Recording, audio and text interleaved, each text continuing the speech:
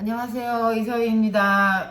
토요일 아침이고요. 토요일 아침 바쁜데 그래도 동영상을 찍어야 마음이 좀 편할 것 같아서 제가 좀 잘 잊어먹어가지고 동영상을 좀 찍어볼까 해서 카메라를 열었습니다. 그리고 저 뒤에는 제가 좀 청소를 하고 찍으려고 그랬는데 항상 정신없다 보니 그냥 찍게 되니까 양해 부탁드립니다. 그래서 저번 동영상에는 프리2, K2, TK까지 운동이 왜 중요한지 말씀드렸는데요. 오늘은 저학년 장애 학생을 있는 부모님들을 위해서 저학년한테 왜 운동이 중요한지 좀 간단하게 설명을 드리고 싶어가지고 좀 비디오를 켰습니다.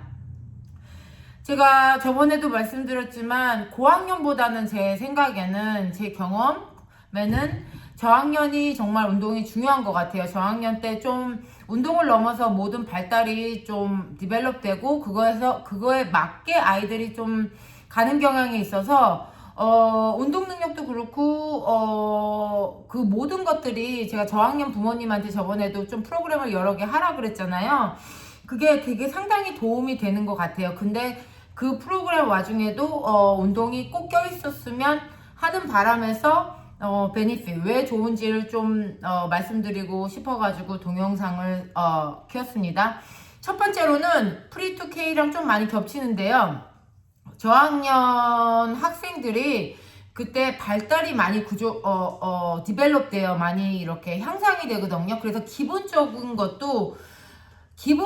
것도 이렇게 발달 구조가 단계적으로 가고 있는데 그 어렸을 때 기본적으로 달리기, 뭐 걷기, 또 걷기가 힘든 아이들은 뭐 좀 빨리 걷기, 그 다음에 또 빨리 걸을 수 있다면 또 점핑, 뭐 이렇게 발달적으로 그 운동 능력이 이렇게 디벨롭 되는 시기라 해가지고요. 저학년 아이들한테 운동 시키는 게 정말로 중요합니다. 왜 그때 그 운동을 계속 시키냐면은 그 아이들이 고학년으로 가면 학교 커리큘럼도 좀 고학년에 맞춰지게 돼 있거든요. 그럼 고학년의 커리큘럼은 무엇이냐? 좀 기본적인 거를 제외하고 그걸 어떻게 응용하는지의 커리큘럼이 맞춰지게 돼 있어요. 미국도 그렇고 한국도 그렇기 때문에.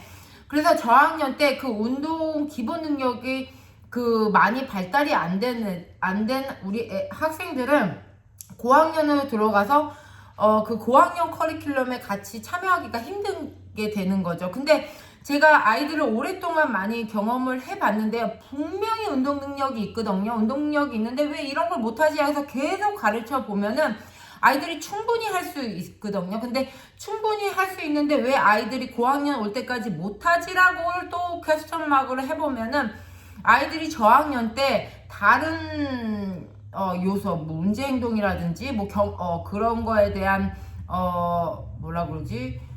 제공이 안 됐다는지 그렇기 때문에 그 프랙티스 타임을 많이 놓치는 경우가 많이 있는 것 같아요. 그래서 다시 한번 말씀드리지만 저학년 학생 아이들은 모든 것이 기본적으로 발달이 되는 과정이에요. 그렇게 맞춰서 학교도 그렇고 다 커리큘럼이 거기에 맞춰 가거든요. 근데 우리 아이들이 그 시기에 그 발달이 안 된다면은 고학년으로 가면서 그 커리큘럼을 더 따라가기가 힘들고 그러면서 더 많이 소외되는 경험을 하고 있죠. 그래서 충분히 뭐 말씀드리지만 우리 아이들이 연구상 일반 아이들보다 발달이 늦게 나왔다고 연구 결과로 나왔다고 하지만 아이들이 충분히 연습을 하고 또 그 경험을 좀 많이 가지면은 그 운동 발달이 충분히 가능하다고 보거든요. 그래서 부모님들이 생각하기에 우리 아이는 이게 안 된다는 걸 저번에도 말씀드렸지만 왜 안 된다는 거를 찾아서 그 운동 기술을 조금 많이 연습을 시키는 게 좋아요. 그래서 단순히 놀아 이런 것보다도 저 같은 경우는 많이 클래스에 많이 적용을 하는데 계속 반복적이고 또 연습량을 좀 늘려서 아이들이 그 운동 기술을 좀 갖추는 게 중요한 것 같습니다. 이렇게 저학년 부모님들은 우리 아이들가 뭐 때문에 안 돼요, 그리고 아이들에 대한 그 배경 지식이 없기 때문에 많이 포기를 하고 많이 운동 능력을 많이 좀 이렇게 제껴두는 경우가 있는데요. 그때 많이 못 갖추면은 고학년으로 갈수록 더 힘들다고 생각합니다. 그 다음에 둘째, 문제 행동인데요.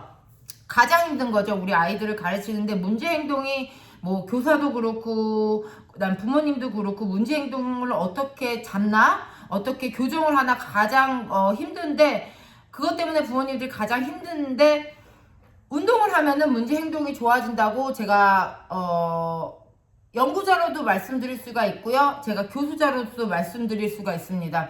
그래서 단순히 맨 처음에 아이들이 문제 행동이 있어가지고 그 프로그램을 안 하는 걸 넘어가지고 문제 행동이 있어서 또 계속 그렇게 반복적으로 좀 지속적으로 하면은 문제 행동이 많이 교정이 되는 것 같아요. 그래서 예를 들자면은 문제 행동이 있지만 우리 아이들이 생각하는 것보다 많이 좀 똑똑하거든요. 그래서 문제 행동을 해도 이 사람 앞에서는 문제 행동을 하면 내가 이 프로그램에서 익스큐즈 안 해도 되는구나를 알고, 또 저 같은 경우 뭐 선생님이잖아요. 아이들이 선생님인 걸 알아요. 그래서 문제 행동이 있어도 해야 된다는 거 인식이 있으면 계속 하게 돼 있더라고요. 그래서 문제 행동이 있어도 부모님이 포기하지 마시고 계속 그거에 운동 프로그램을 하면은 제가 교수자를 경험상 문제 행동이 많이 커음되는 거를 많이 발견을 했어요. 이거는 아마 연구자보다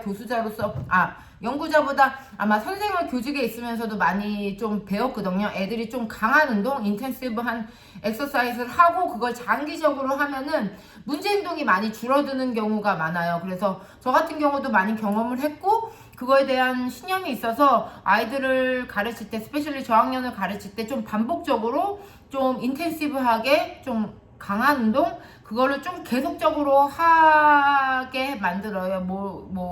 운동장을 뛰면은 몇 바퀴 딱 한 15번 뛰게 하게끔. 그걸 하다 보면은 한 어느 정도 지나가면 아이들이 문제 행동을 많이 줄어들고, 이렇게 뭐 수업을 맨 처음에 시작할 때 막 이렇게 돌아다니는 아이들도 어느 정도 운동 시간이구나, 프로그램 시작한다 그러면 자리에 앉아, 그러면 자리에 앉더라고요. 그래 문제 행동이 많이 줄어들고, 문제 행동이 또 밖에서도 있지만 그거를 하면서 규칙적으로 그렇게 문제 행동이 많이 줄어드는 걸 봤어요. 그래서 부모님들한테 이거는 제가 장담 드리는 건데, 저학년 때 문제 행동을 좀 진짜 인텐시브하게 잡지 않으면은 진짜 고학년 들어가면은 더 잡기가 힘들거든, 교정하기가 힘들거든요.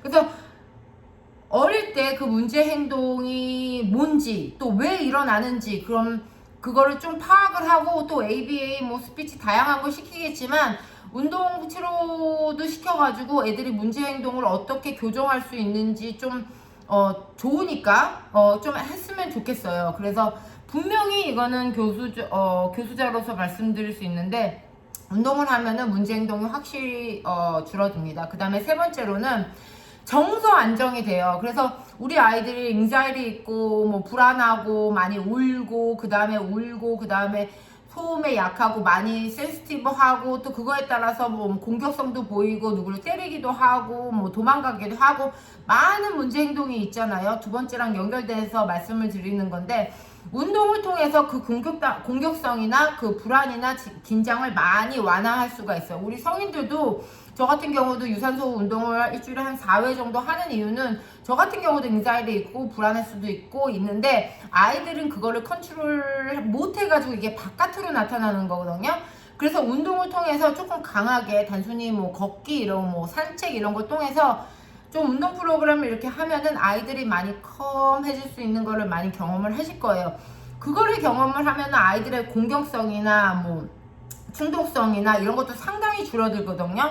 그래서 두 번째랑 마찬가지로 아이들이 운동 프로그램을 통해서 어떻게 정서 안정이 됐고 이렇게 좀 컴할 수가 있는 걸 발견할 거예요. 그래서 부모님들이 단순히 딱 보지 말고, 그래서 한 달, 두 달, 세 달 해서 애들 운동 끝나고 집에 와서 어떤 문제 행동이 변했는지 그 전과 그거를 조금 관찰하시고, 저번에 동영상에서 말씀드렸겠지만 동영상을 좀 찍어본다든지 좀 노트에 적어보신다든지, 데이터가 중요하다고 말씀드렸죠.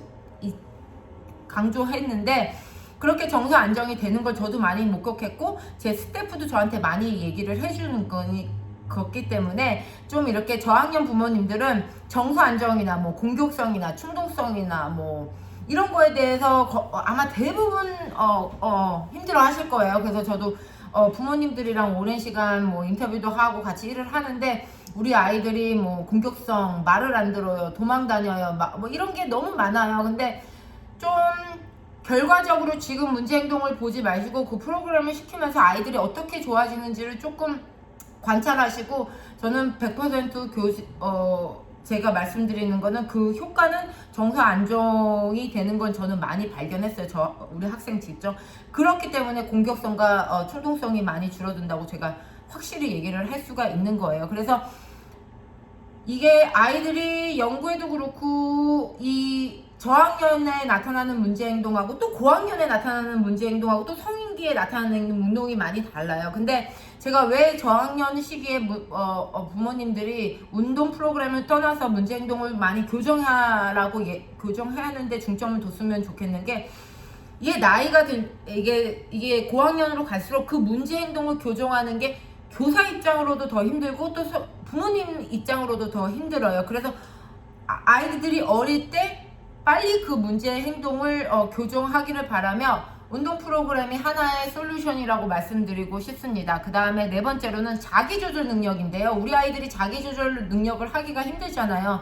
충동적으로 하기 싫으면 안 하고 좋아하는 것만 먹고 또 좋아하는 게임만 하고 컴퓨터만 하고, 그걸 대부분 부모님이 문제행동이나 그 조절이 안 됐기 때문에 하라고 그 다음에 강화 방법으로 많이 쓰시는 경우가 있는데, 아이들이 제가 하기 싫어도 하는 경우가 있고 또 힘들어도 참아야 되는 경우가 있고 기다리는 경우가 있고 또 그거를 연습해야 되거든요. 근데 아이가 힘들어한다고 그냥 아이들이 원하는 대로 해주시고 그 다음에 아이가 뭐 문제행동 보인다고 그래 하지마 이렇게 그만 기법 하시면 그 자기조절 능력은 평생 할 수가 고쳐질 수가 없어요. 그래서 아이들이 학교에서도 하기 싫으면 하고 좀 힘들어도 좀 약간 참고 그 다음에 선생님을 긴고 그 다음에 기다려 멈춰 또 이런 과정들이 자기조절 능력이거든요. 근데 운동 프로그램을 통해서 그 능력을 충분히 향상시킬 수가 있어요. 선생님들이 기다리면 기다리게 말하고 또 힘들어도 한번 하고 그 상황에서 아이가 문제행동에서 나는 여기서 안 한다 이렇게 하면은 그 아이는 평생 계속 앞으로도 그 자기조절 능력을 좀 향상시킬 수가 없어요.